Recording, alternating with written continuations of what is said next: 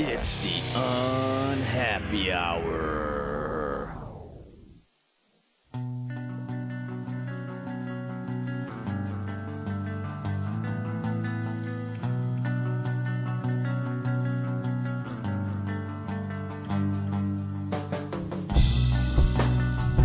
Broadcasting to you live from the Milky Way galaxy, the solar system, planet Earth, North America, the United States of America, California, Los Angeles to be specific. Hello everybody and welcome to another episode of the Unhappy Hour here at the TNAM Radio Network at thenewamericanmedia.com. My name's Brian Engelman. I'm your host, as I've been for the past 5 years. Thanks for checking us out. Tell your friends if they like sports. Tell them if they like interesting content. I don't know. We have about 2,800 subscribers and 600,000 video views on our YouTube channel, youtube.com/thenewamericanmedia. So go check that out.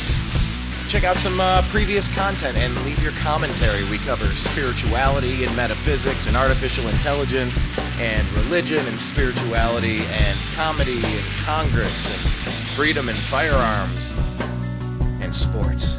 Everything, really. We just like to have good conversations with people, and we're going to bring in former NBA scout, current NBA consultant, Zak Baris, today to talk about the Cleveland Cavaliers, who looked really good against the Clippers today. Man, did they look good. The team that played today is a team that could contend for a title. Now, can they keep it consistent? Can they stay healthy? All right, those are the questions, but man, they're looking so much better. They've laid quite a few eggs this year, but it's looking good. Plus, we're going to kind of split today's show up into two parts, and we're also going to talk about the Cleveland Browns. Johnny Manziel is gone. He has been cut, and guess what? He's cleared waivers. No other team has picked him up. So, if you want to kind of think about how the rest of the league looks at the Cleveland Browns and Johnny Manziel in particular, we'll talk about that, plus Tashaun Gipson, Mack, Bademosi, Mitchell, Schwartz, Travis Benjamin, and more, all leaving the team. You know, that might be a kind of rough thing. But hey, you know what? It's new management over there. You got to give them a chance to cycle through the roster. It's going to take a few years, a free agent, purging of people, and drafts, trades, free agent signings, what have you. So I'm all about letting the process work. So real quick, if you're not linked up with us in all of our social media areas, you need to do so on Instagram, The New American Media. Check that one out. We're putting a lot of great memes up there. A lot of great stuff. The New American Media on Instagram. On Twitter, we're at American_media_. And on Facebook, you can do a search for The New American Media with spaces in between. Those are also on the homepage, thenewamericanmedia.com. So link up, do that thing, have a good time with it. So let's get to Zak Baris and talk some sports. I feel like it's been forever. And I feel that way because we keep rescheduling, trying to find the right day and the right time. Hey, Brian, how you doing? I'm living the dream, Zak. How are you doing? I'm exhausted. You're exhausted. You're mentally exhausted from watching the Cavs rain down threes today? Is that what it is? I just got back from Boston last night, so it was a long week. Yeah. And then I went out, and then, the stupid time change, so I was up until 4:45 a.m. I used to love that as a bartender. When it would kick over and you get that extra hour of tips. My favorite. You wanted the other way, not daylight savings, not how it currently is, the other way. Oh, yeah. Well, okay, 6 months from now. Last night as a bartender, if you're open until 4 a.m., you would walk Yeah, it's always interesting. But now I think people are feeling it a little bit less with so many of their alarm clocks being cell phones that automatically update as opposed to the bedside ones. You got to manually change the time, and the clock's on the wall. You got to go in there and set them. It's nice. I just got a new car a couple weeks ago, and I went to go in the car to go change the clock, and I was like, oh, it's already changed. And it made you breakfast, and it was massaging your shoulders on your way to work. It does have a Wi-Fi network, but no, it does not make me breakfast. There's a few more jokes I could make there, but I think we'll skip past it. But anyway. No, but it was great, though. Then I had to go over and change the microwave, the oven, and go to my parents' house to change their clock. So. There's a good commercial. I don't know who the heck it's for, maybe Verizon or something, but it shows the kids going to grandma and grandpa's place. Like, yo, so happy to see you. And the grandparents just shove like their tablet and their laptop and go, these aren't working. Can you fix them? Yeah, welcome to my life. My parents' new house today. I was over fixing the TVs because my mom and my stepdad couldn't figure out the cable boxes. So when all they needed to do was be reset real quick. So yeah, and teaching around how to use Netflix on a smart TV is a pain in the ass. But it's a funny day. Yeah, absolutely. Oh man, gotta love it. Well, the Cavs have been a team that has been very schizophrenic this year. They've gone through head coaching changes, and they've laid quite a few eggs throughout the season. And today, they looked great. You watch a game like today, and you go, okay, this team's ready to take on Golden State. This team's ready for the playoffs. You watch in the last couple of games, okay. But they're going to put a thought in there one of the games. They're going to play and lose by 20 against a crappy team because they do it every night. They do it every couple nights. But it just makes you think that this team really turns it on. I think Channing Frye has been a huge addition to this basketball team. I think he's making a huge difference. I mean, he's shooting 46% from threes since he's come to the Cavs, and I think it's on 47 attempts or 37 attempts. I'm sorry. Yeah, I think Greg Moore was putting out there. He posted on Twitter. He's like, "Does Channing Frye ever miss?" I think his shooting percentage is .997. Again, kind of kidding. They just need to find ways to get him in the lineup every day. He's producing. Well, he was sitting on the bench when he first got here. The game with Orlando went through a youth movement and wasn't playing in much. Right. When he deserved more playing time. Orlando wasn't necessarily going for a playoff spot this season. They're going in youth movement to see what they have on their roster. Orlando has a ton of cap space going into next year now. And, I don't blame him for not playing an older 32-year-old guy. But, Cleveland, when he wants to put up 15, 20 points any given night, he's able to do it. The guy can score. And he can sure as hell shoot the basketball. Man, he can shoot. Is he that Ray Allen type? He's a hell of a shooter. Well, is he that Ray Allen type player that we haven't really had, that we were hoping James Jones would be? You can't compare Ray Allen and Channing Frye. Ray Allen is the greatest shooter of all time. No, of course.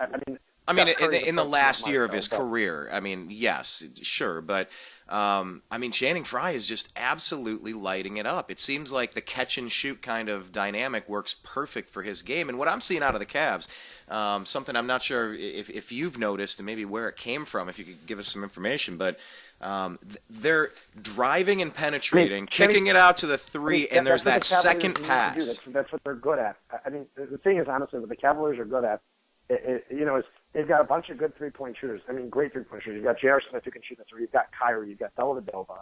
And suddenly LeBron's starting to make his threes, too, it's starting to seem like.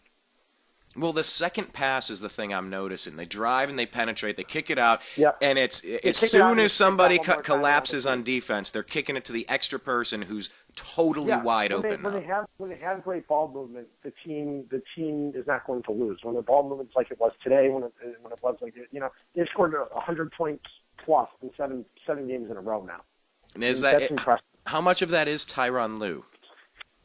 I don't know how much it is Tyronn Lue. Don't forget this team had a better record under David Blatt than they have under Tyronn Lue this season. That is true. Smaller sample size, but yeah.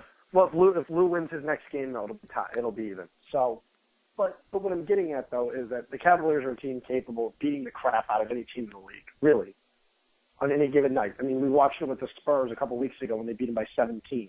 Yeah. And they manhandled them. I'm not saying they're going to go out there and kick the Warriors' ass because I don't think they're capable. I don't think anybody's capable of doing that. But can they beat Golden State on any given night? Yes, they can. Yeah. When they play their A game, they can beat Golden State. If they play their A game, they're going to beat Golden State. We witnessed it last year in 2 games in the finals.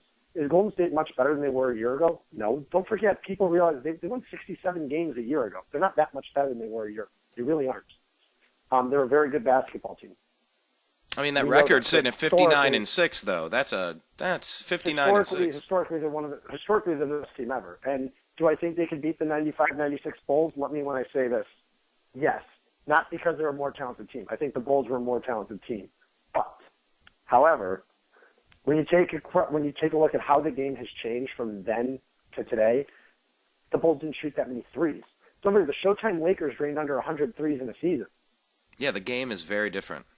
The game has evolved so much over the last 15, 20 years, 30 years. Don't forget, in the early 80s, we weren't even talking, there was no three-point line.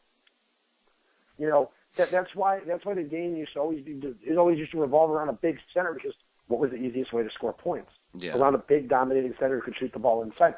You didn't need a guy like a Steph Curry. Steph Curry would have been, why would you have needed Steph Curry 30 years ago in the NBA?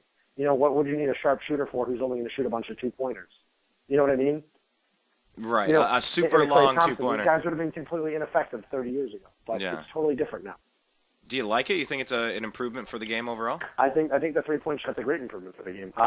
It's just amazing to see how the game's evolved into being a big, slow, you know, pounded and grinded basketball game, you know, inside scoring to a bunch of outside shooting and small ball fast lineups. I mean, I mean, really look at it. I mean, don't forget, we still look at the Bulls. I mean, the 95-96 Bulls were the most talented team ever. There's no doubt. I mean, there's no doubt in my mind. When you had Scottie Pippen, you had Michael Jordan, you had Tony Kukoc. Yeah, I mean, just going through that roster, you had guys like Butch, you know, Judd Bushler, Steve Kerr. You had guys that could shoot the three. B.J. Armstrong. You had, you know, Dennis Rodman. I mean, that team was unbelievable. You know, Luke Longley. I mean, you go through those Bulls teams in the mid '90s, and still to this day, I don't think anybody could beat them. Now, if you let the Bulls go and watch film and see how the game's evolved, the Bulls could adapt. That's what I'm saying, though. Yeah, but if you just threw today's Golden State team against the 95-96 Bulls without watching film, Golden State would obviously have a huge advantage. Their coach played for the Bulls. Right. And, you know, and you've been able to watch so much film on them, so of course you have a massive advantage. Yeah. But, you know, looking at it, I really think that I think Golden State, if you took it that, Golden State would beat them. But obviously, if they had time to prepare for each other, and the Bulls get to see that today's game is adept, I think Chicago would beat them. But looking how the game has evolved, Golden State is historically the best team ever. Yeah. But that doesn't mean they cannot be beat. I mean, do I think San Antonio stands a shot against them in the playoffs? No, I really don't. Really? Antonio. Here's the thing: San Antonio plays big. You know, San Antonio. When are San Antonio at their best? When they play big. When they've got Aldridge on the floor, when they've got Duncan, and you know, I mean, but I think San Antonio's a very good basketball team. I think they're an incredible basketball team, but I just don't see them.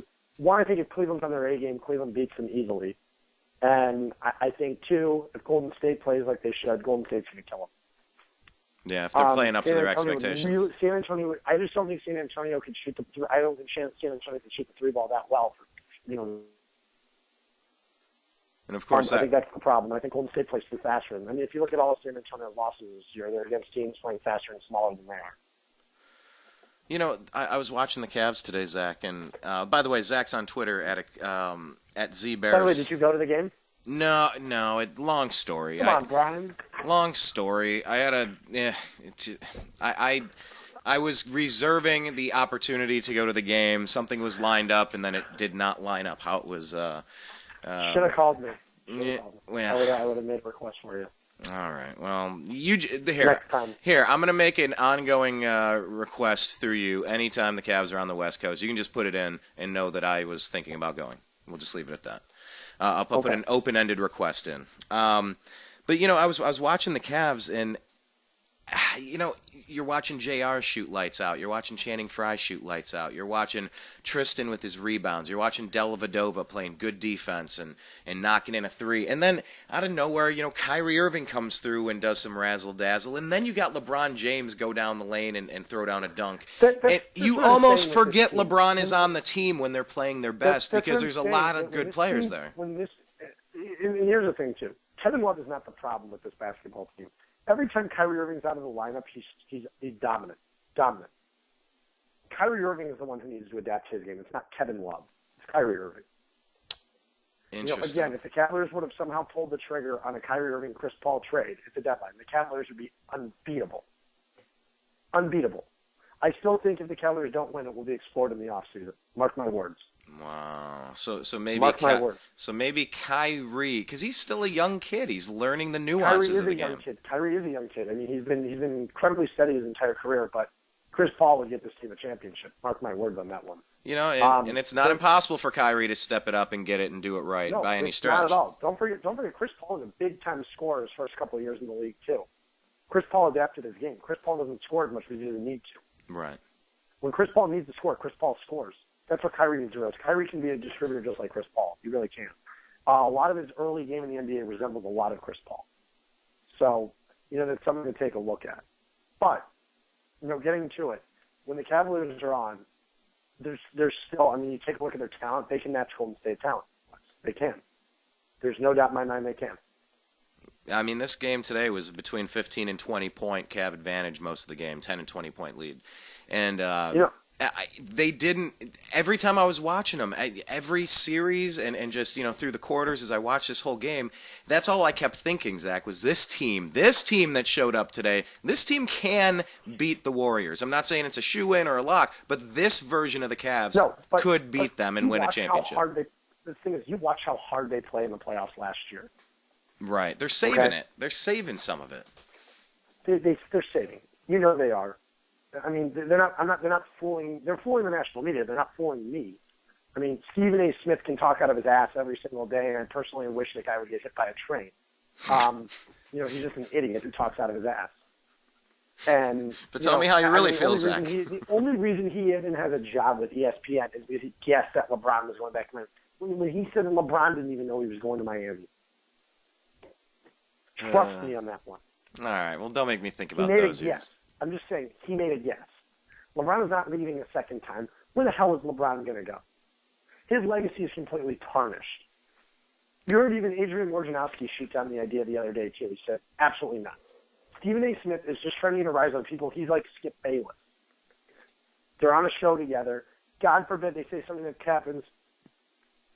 The people watch Stephen A. Smith not for his news; it's for his entertainment value. I don't find he has any. That's why I don't watch him. I don't follow the guy on Twitter. I don't do anything with Stephen A. I think he's an idiot. ESPN. Did you happen to see that they fired Mike Ditka after he came out and said Obama was the worst president he's seen and he's backing Trump? So ESPN fires Mike Ditka. Yeah, I saw that. I mean, it's an interesting network they have over there. Very interesting network. You should be able to have your own political beliefs. I mean, am I a Donald Trump fan? No. But do I have my own political beliefs? Yes. And I think you should be able to believe in what you want to believe in a candidate. I think it's absolutely ridiculous. Everybody today, if you're not so PC, people get on you about not being PC. I think it's ridiculous. It is. And it's not like Ditka was using his television show to spout his beliefs. People are supposed to be entitled to their own opinion. Yeah. Just because you don't believe in something doesn't make you a bad person. Do I agree with everything? I disagree with most of the stuff he says. But, he's entitled to his own opinion. And if he doesn't support something, that's fine. It's fine by me. Yeah, it's tricky. He's not sitting there preaching hate. I don't agree with what he says on a lot of things, but especially with the history of evolution and everything and him not believing that, that's fine. I mean, if he doesn't want to believe it, he doesn't want to believe it. Do I think he's an idiot for it? Yeah, but that shouldn't, he says things. I mean, guys say things all the time. I think you should be able to support whatever candidate you want to support. Yeah, it's a scary place we're getting to where your beliefs and the things that make you who you are can also just get you fired for no reason. It's pretty disturbing. It's scary to think about. It is, and to we've seen what ESPN has pushed with their agenda. Obviously, super promoting Michael Sam, super promoting Caitlyn Jenner, all of the racial stories and the specials that they've done, and all the times that race is injected into stories where a lot of times many people say it has nothing to do with that. It's clear that ESPN has a political agenda. It's just you have to buy into their political agenda or else you get fired. And that's just that's really hypocritical. That's ridiculous to me. Well, that's where it's gotten ridiculous in my mind too. It's just, again, you don't have to believe what these guys believe, but at the same point, they're entitled to their own opinion and they can support whoever they want. That's what I hope for. I don't agree with a lot of the stuff Donald Trump says. I think Donald Trump's talking out of his ass. I don't even think Donald Trump believes half the stuff he says. I really don't. But they're politicians. They say what they think other people want them to say, Again, but people are allowed to believe what they want to believe, and if that's what you believe, that's fine. I mean, do I agree with, would I vote for Bernie Sanders? No way. I would love to see Bernie take out Hillary Clinton for sure. I wanted no Bush and no Clinton. If as long as Jeb Bush and Hillary Clinton are out of the race, you know what? I almost kind of don't care what happens. Just as long as it's not a Bush or a Clinton. We don't need another fully entrenched oligarch, the kings and queens and family rulers. Hill dog. No, I'm good. No, I'm good. I would legitimately rather start punching myself in the face if it guaranteed that she would not become a nominee, or God forbid the president. But that's the difference between the New American Media and then ABC Disney Media. When the edicts come from on high, and politics is something that is overtly and covertly shoved down people's throats. Let them pretend that they're not who they are. At least I'm going to say who I am. That's what we try to do at the New American Media. I'm not a different Bernie opinions. fan, I'm not a Hillary fan, I'm not a Trump fan. I don't like Ted Cruz either. The only candidate I really like this election is John Kasich. That's about it. Yeah, once again, I wish I could do Build-A-Bear. I wish I could do, like Mr. Potato Head and pick a couple of the qualities that I like of these candidates and put them into one super candidate. I look at all of their bodies of work, and I'm just having a hard time saying that's my person, that's my candidate. I've never seen an election where there's just someone I just couldn't get on board with, and this is literally it. And Kasich really has no chance, but he's the only candidate I really like. Well, you know what? They're going for that brokered convention, though. They're going for the brokered convention, and Cleveland could be chaos, Zach. It could be chaos this summer. I know. It's funny though, because my dad's a big time Democrat. I think it's funny. My mom's side, they're all Republicans. My dad's side, they're all Democrats. And I go to my dad and my stepmom, and I go, "So, Hillary or Bernie?" And they go, "Neither." And I go, "What?" "No, it's Kasich." And I was like, "What?" They go, "Yeah, we're registered Republicans now." And I go, "What? So if Kasich doesn't win, you're going to vote for Cruz or Trump?" They go, "No." They go, "We're not taking it that far." So interesting. So interesting. Yeah, and people have wondered for a while if Donald Trump was a Hillary plant just to divide the party. I don't think that the political insiders realized that Trump was going to do this well. I think they've been surprised over and over. I don't think Trump realized he was going to do this well. We look at this campaign when Trump held the first debate in Cleveland. Hillary already had 155 people on her staff that are on her campaign staff working for her at that point. Do you know how many Donald Trump had on his campaign staff? 16. Wow. He wasn't making a serious run at the White House during the first debate. I don't think he was making a serious run. I think a lot of people just got behind him really quickly. When he survived that John McCain line, and then the Mexicans that rapists are coming over, which they are, not all of them. Just there are rapists that have snuck over the border. Again, he says some things. He just takes everything too far. Yeah, that's his problem. He takes everything too far. Yeah, well, in politics and in ratings, he's the Stephen A. Smith of 2016 presidential politics, perhaps. Yeah, he's really the Skip Bayless. He's the Skip Bayless of 2016 presidential politics. All right, Zach, let's do this. Let's make a hard pivot here, do a quick reset, and do a little segment on the Cleveland Browns. Johnny Manziel's gone, Tashaun Gipson, Alex Mack, Johnson Bademosi, Mitchell Schwartz, Travis Benjamin, and more, all flooded out the door, and the Browns have just not signed anybody. So we'll talk about that and more on the other side.